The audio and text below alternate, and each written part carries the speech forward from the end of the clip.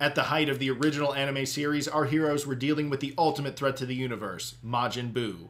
Little did they know that another evil far greater was brewing in the Otherworld.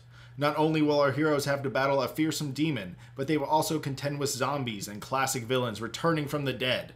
And fucking Hitler. Will Goku be able to take down this fearsome threat alone, or will it take the help of an old rival?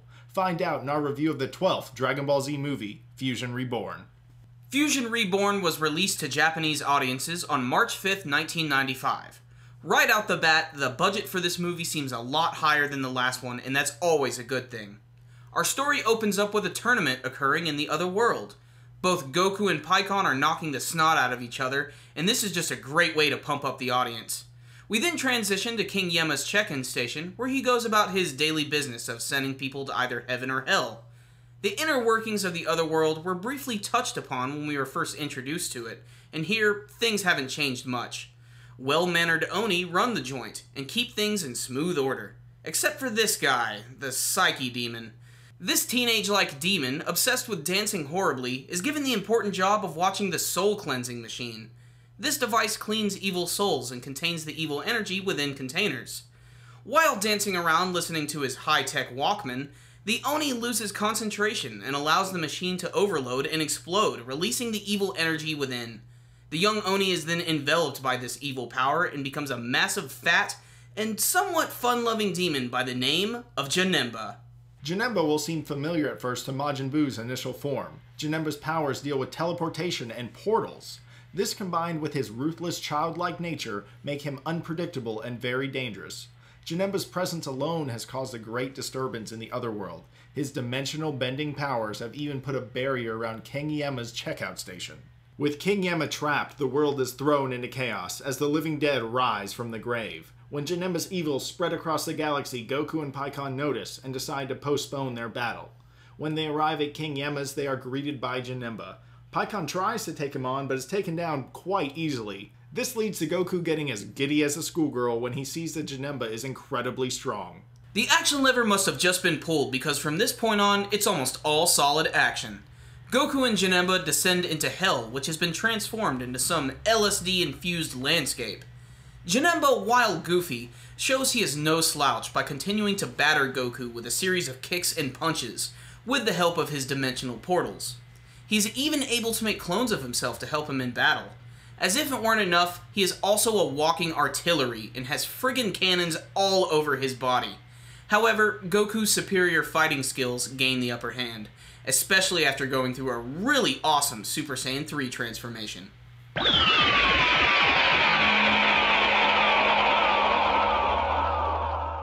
Back on Earth, everything is in chaos. There are zombies, vampires, and believe it or not, Frieza even decides to show up and crash the party. Frieza starts to talk down to Gohan at first, but is then joined by a slew of classic Dragon Ball Z villains. There's too many motherfucking cameos in this motherfucking shot! However, Gohan takes out Frieza in one shot, causing all the other villains to run away! Trunks and Goten are also dealing with fucking Hitler. Yeah, Hitler is in this movie, and he has an army of zombies. What's interesting is Goten and Trunks are battling with Hitler, and the animation seems much more cartoony in style. They use very thick lines, and they have goofy expressions, and that's kind of the point. It's all played for laughs. Fun fact!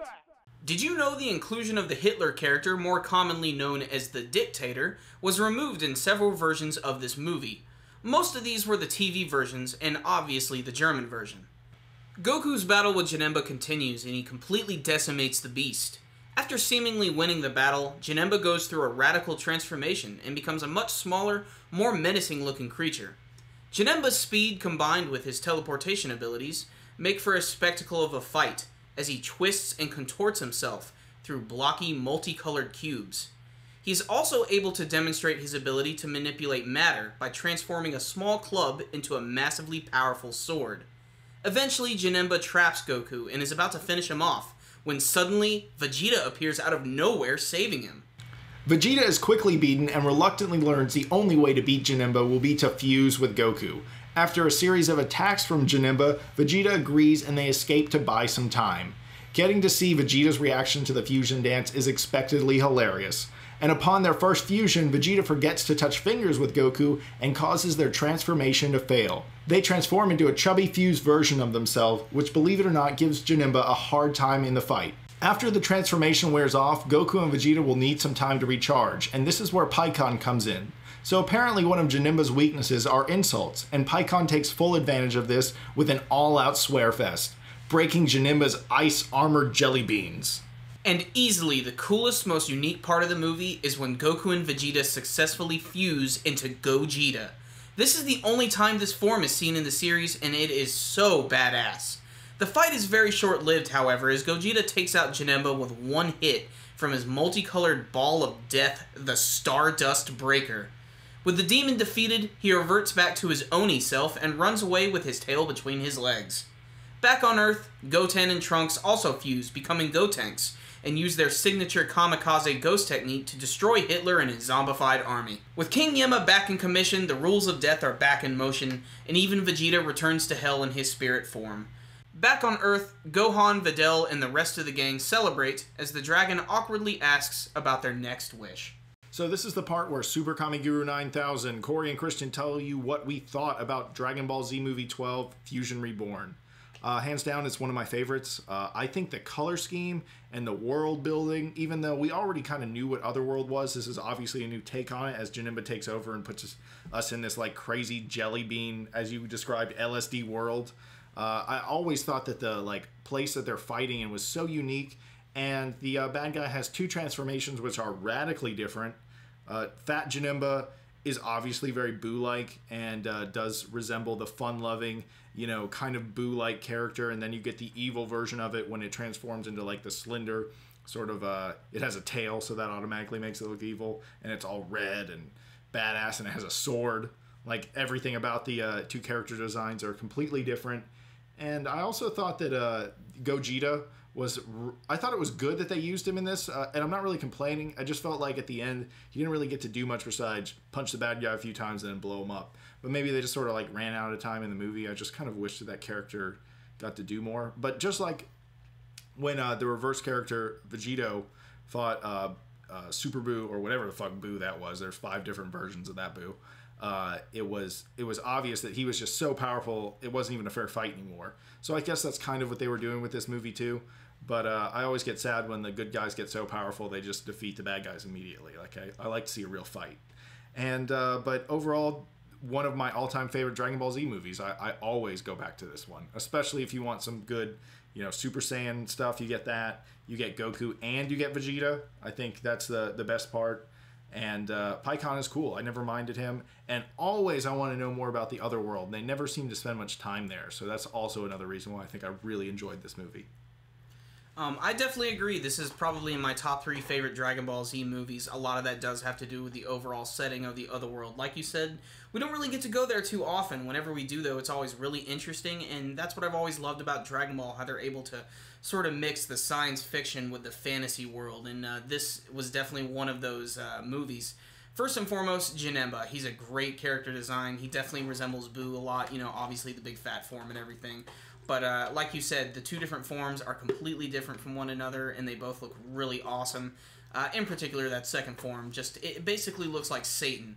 And he has a sword that's awesome. There really haven't been many villains in the series I can even think of that have even used a sword to the degree that Janemba is using it in this movie. The way he's literally just like cutting through everything. He's literally giving Goku a haircut in this movie. It's insane. And just Goku is awesome in this movie, and getting to see him go Super Saiyan 3 is also just a big highlight, because Super Saiyan 3 is probably the least showcased of all of the Super Saiyan forms in the entire series. So it's great to see it, you know, go all out, especially because even in this movie, Goku admits that he fought Majin Buu, and this is the only other time that he's had to use Super Saiyan 3. So this is definitely a testament to Janemba's powers. And, of course, there's just a lot of other little moments as well. I mean, all the people rising from the dead, it's absolutely hilarious. Freaking, there's Dracula in this movie. There's a scene with Romeo and Juliet where Juliet comes back from the dead. It's weird as hell. And to make it even better, they decide to bring back a slew of classic villains like Frieza, who is just as incredible as he's always been, even though he's just not as strong as he used to be. I mean, it makes sense. Look at how much time has passed since they fought him. But just count how many characters you can see in that one shot. There are so many obscure characters. Everybody from the Ginyu Force all the way down to a not-so-subtle Bojack cameo. But still, I wish they'd have showcased them a little bit more, but at least all of the action in here was really, really fun. Gogeta is definitely one of the highlights of it. It's the only time you ever actually get to see this fused form, and that makes this movie all the more special, and it gives it a little bit more distinction. And of course, that awesome final technique he uses, the Stardust Breaker. Just say that aloud. That's just such an anime attack. I love it so much. And I do agree with you, Christian. I wish they would have used Gogeta a little bit more, because really he's only featured in about the last 4 minutes of the film, and it's definitely a big build-up to that. But they definitely live up to the title of Fusion Reborn. You get Gotenks, you get Gogeta, you even get that goofy-ass fuse form where they're really, really chubby. So this is one of the greatest Dragon Ball Z movies, I think. It's a great mixture of the old and the new. The art style is exactly where it needs to be for Dragon Ball. It's just the perfect mixture of everything you could want. If I only had one complaint, it's that where's Piccolo? Where's Krillin? But you know what? That's nitpicky stuff. This is a great action anime film that you should definitely check out. If you're a Shonen fan or a Dragon Ball fan, this is a must-watch. Thank you guys so much for watching our video. Please make sure to subscribe to our channel if you haven't already, and give this video a thumbs up. Until next time, Super Kami Guru 9000, out.